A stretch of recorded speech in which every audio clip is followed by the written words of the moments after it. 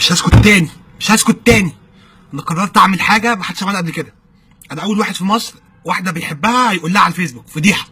لم علينا عبيدك يا رب. بقالي 3 سنين والله بجري وراها وانا وسيم زي ما انت، بس مفيش فايده، مفيش. ابيض اوصل لها منين؟ مش عارف. انا هعمل ده دلوقتي بقى ويوصل لها والنبي. اهي اكتر واحده بحبها في العالم، حب حياتي اهو. هوريها لكم حالا، هوريها لكم اهي.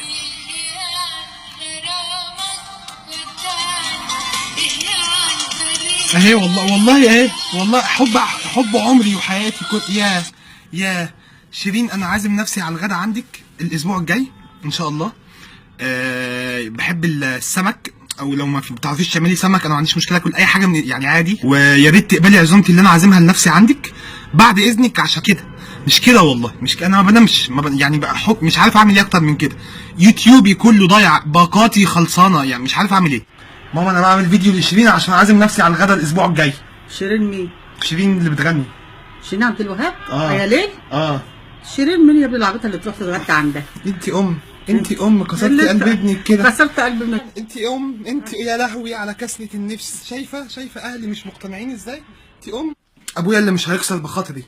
الاب والد زي الخال والد. هو اللي بابا انا بعمل فيديو ده عشان اقابل شيرين. شيرين مين يا ابني؟